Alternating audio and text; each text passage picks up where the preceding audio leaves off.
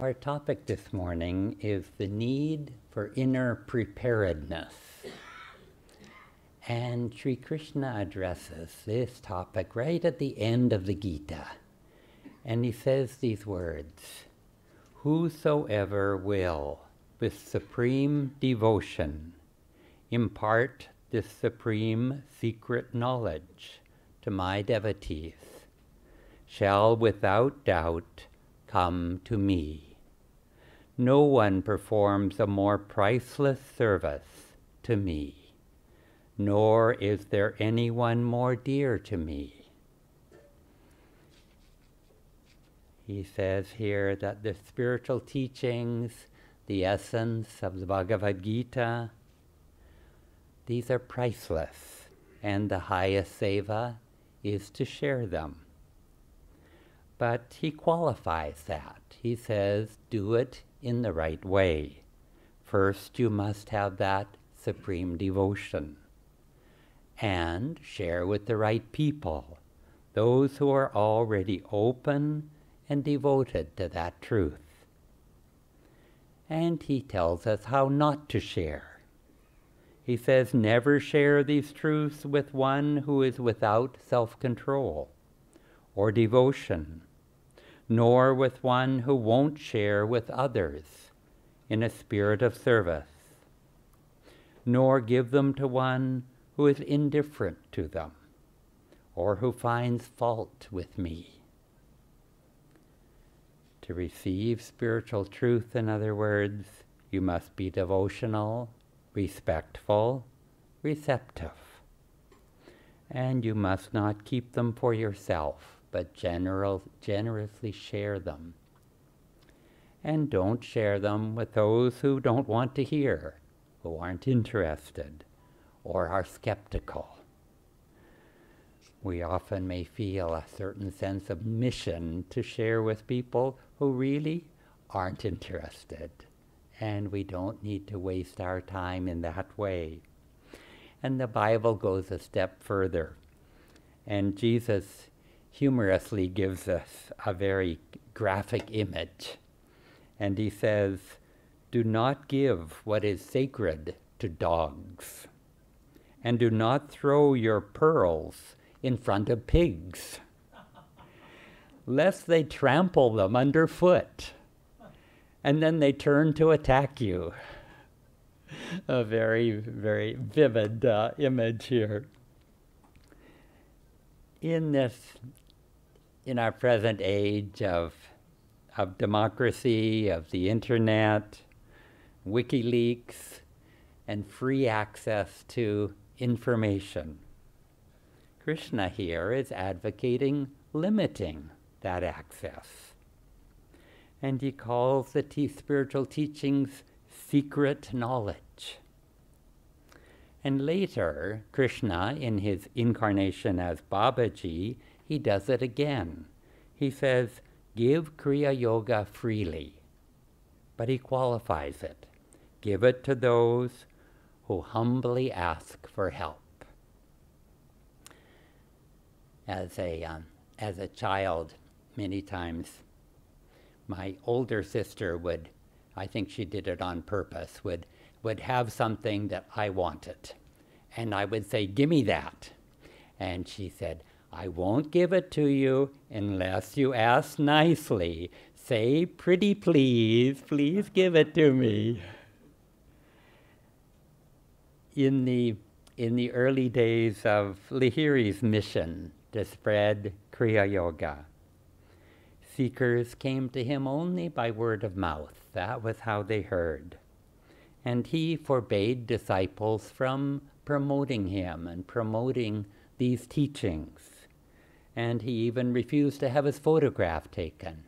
Then, after some years, the disciples became more mature, perhaps more humble. He allowed one of them to open a center in Calcutta to publish his books.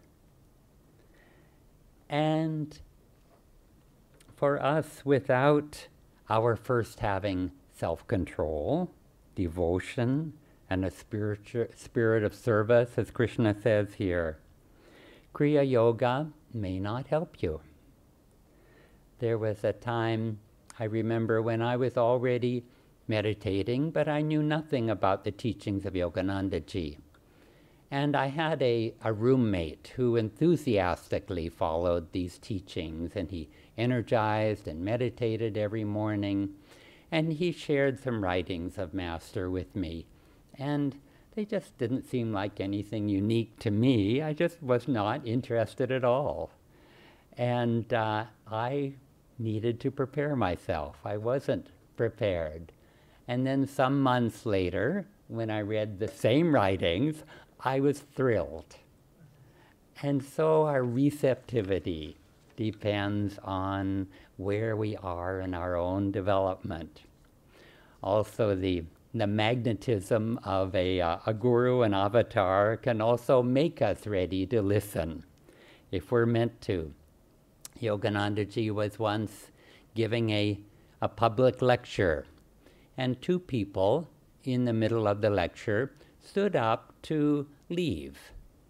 And he said, "Sit down. You'll never hear something like this in your life again."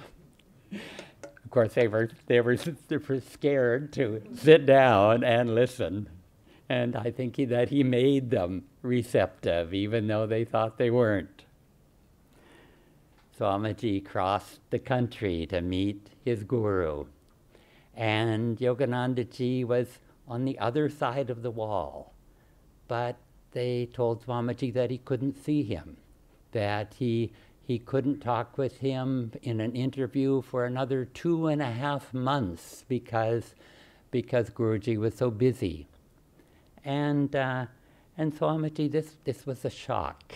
It's like he had never had an obstacle like that before. Up to that moment, everything in his life had gone smoothly. He always got everything that he wanted.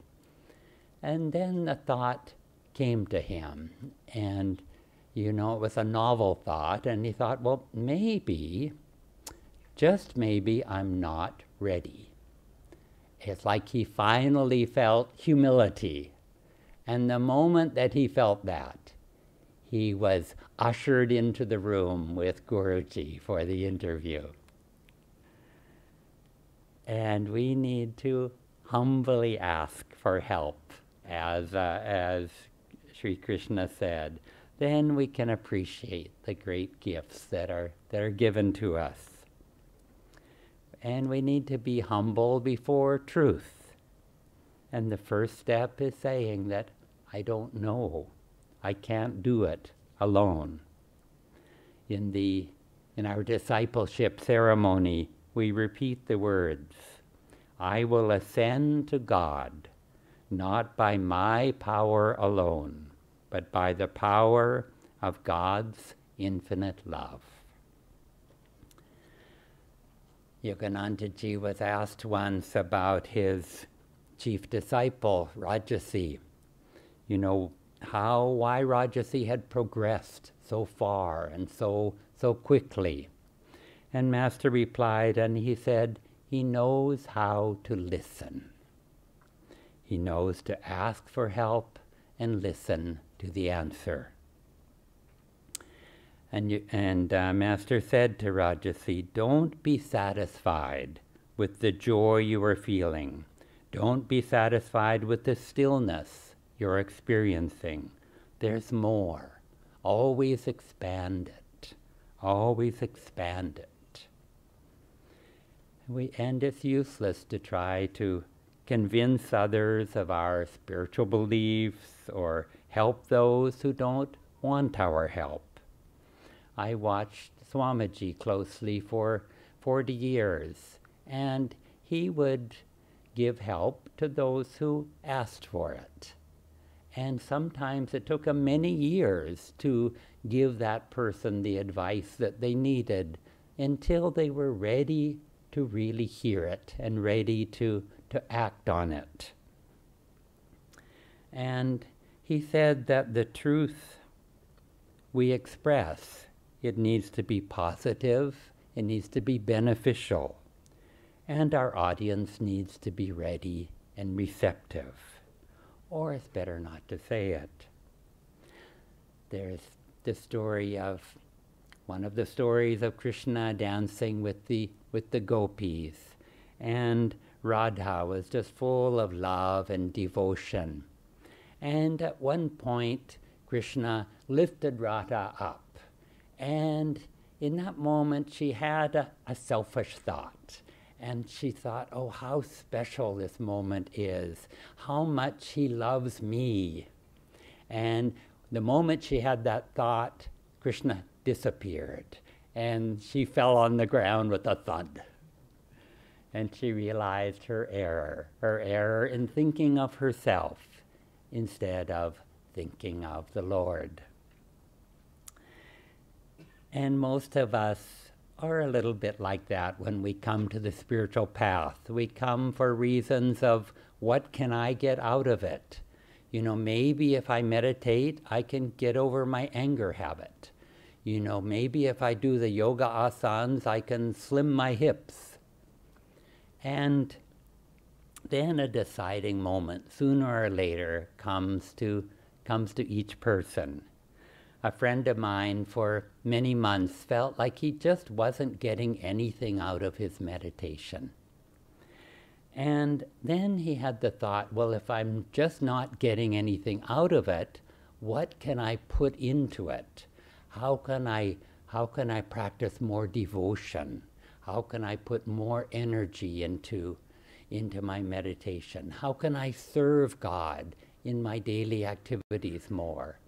And the moment that he started thinking of serving, of giving, then his meditations got a lot better. And the more we think of ourselves, the more we feel a separation. The more we can give and love and serve, the more we can merge with God. The more that we prepare ourselves to receive that divine grace. Thank you. How do we prepare ourselves for divine truths, for higher teachings, for higher truths?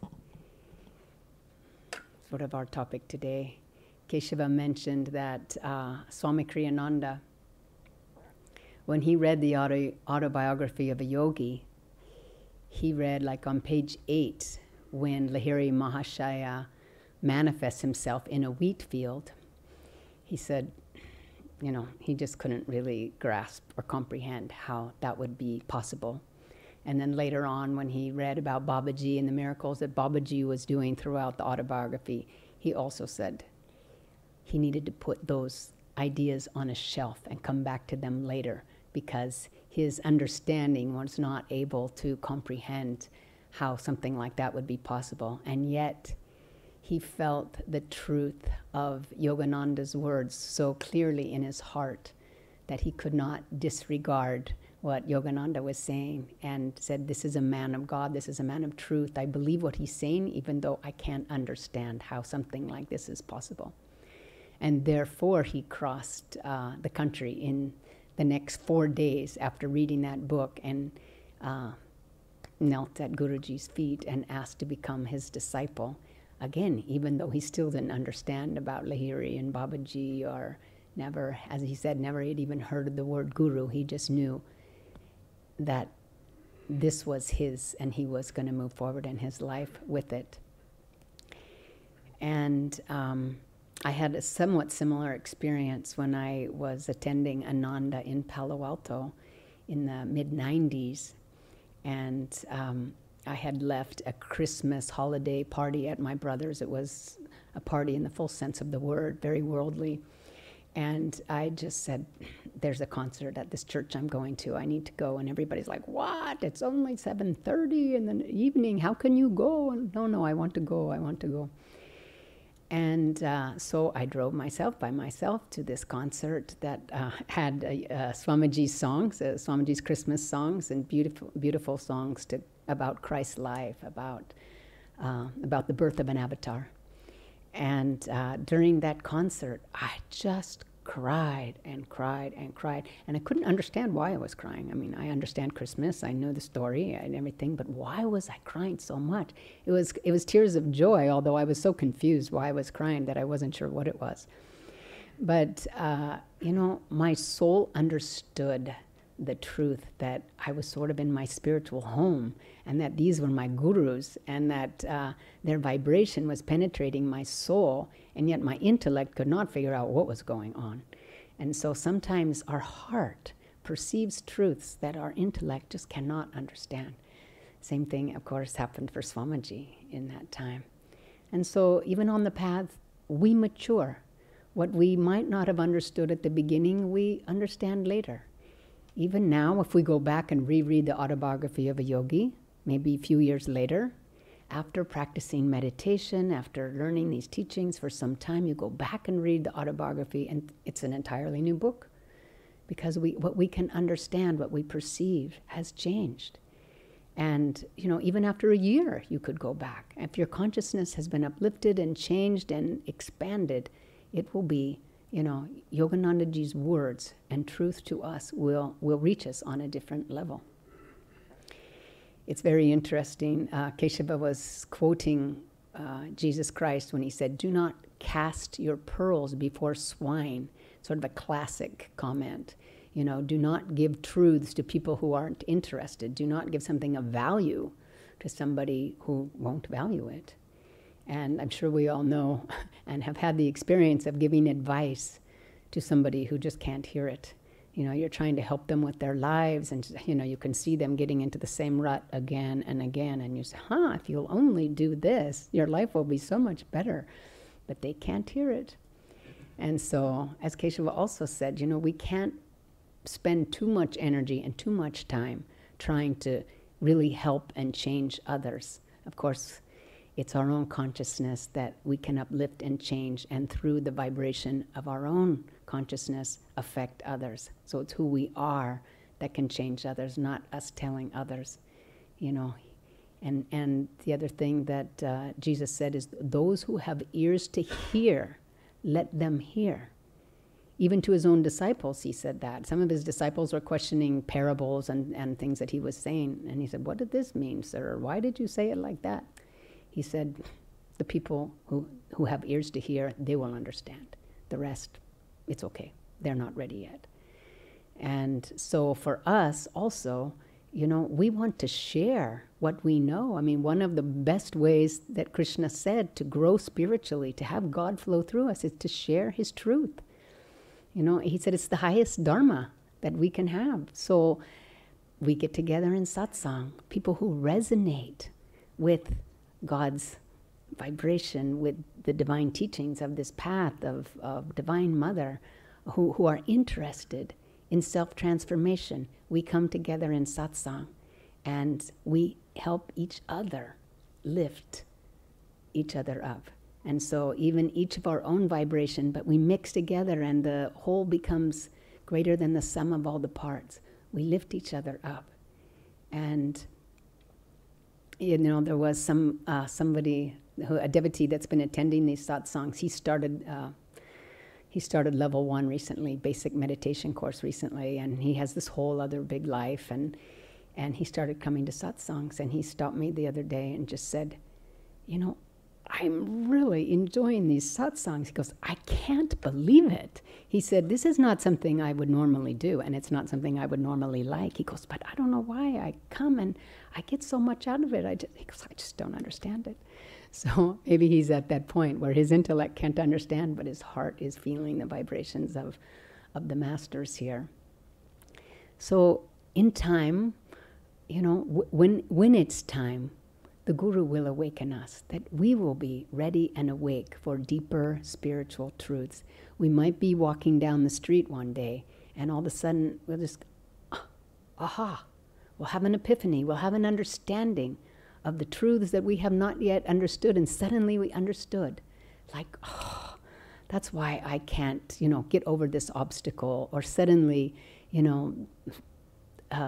intuition comes to us, and like we perceive something about ourselves that we never perceived before, and go, this is how I can change. This is a way I can grow. And so it's, these divine truths come to us when we're ready. And our vibration just changes, from One day we may feel more and more insecure and feel like, no, all I am is this ego and all I am is this body and I'm separate from God and I need worldly security. That's what's going to make me happy. That's what's going to fulfill me. And on another day, maybe after a satsang or after a deep meditation, oh, I'm one with spirit. And I, seek ye first the kingdom of God. All I need is God. God alone, God alone. God is all we need. And we may feel like that. Some way we're always vibrating our consciousness somewhere between those 2 points, between total ego consciousness and our divine nature. And so when we're resonating at higher and higher frequencies, we can perceive deeper and higher truths. So that gives us the hope to do our meditation, do our Kriya practice, read the scriptures, read the words of the great masters, and help ourselves perceive higher and higher truths and have it come into our lives. Just think of the truths that are brought forth by our gurus.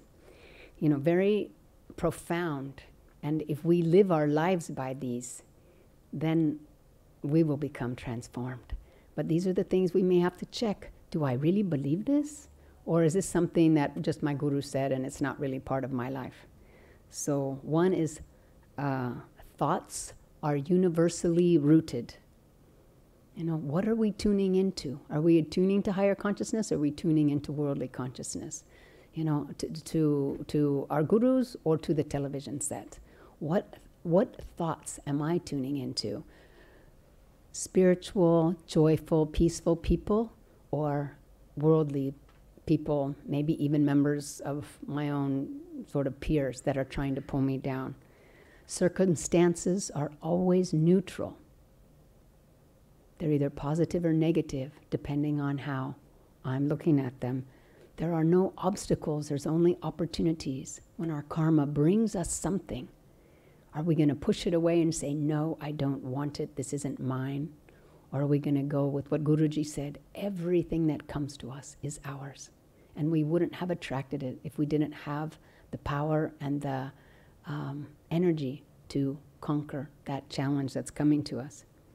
Sri Yukteswar, everything will improve if you make the right spiritual effort now. These are truths we should be living our lives by. And if they don't sound right to us, then this is a way we can prepare ourselves for greater understanding and transformation. The greater the will, the greater the flow of energy. Take care of the moments, and the incarnations will take care of themselves. So when karma comes to us and we want to push it away and say, why is this coming to me? We can understand, do I believe in the law of karma? I mean, this is classic spiritual teachings. It wouldn't have come to me if I hadn't have magnetically drawn it one way or the other. So if it's come to me, it must be mine. So if how I react in that moment is with even-minded and cheerfulness, as Krishna tells us, this is how we respond. Because we're living in our center and we're not way off center. We meditate, do our Kriya Yoga every day, living in our center. When it comes to me, in this moment, I will choose light. I will choose acceptance. I will choose joy and respond appropriately rather than flying off the handle, reacting, creating more karma for myself, for the future. Another thing that Guruji said is, life is like a movie. He writes about it in this book, Whispers from Eternity. Life is like a movie. Do not take life's experiences too seriously, for in reality, they are nothing but dream experiences. Play your part in life, but never forget that it's only a role. So we can prepare ourselves by remembering that our role in this life is to lift our consciousness, to remember that it's a dream for our education and our enjoyment. Everything that comes to us is for our own spiritual growth.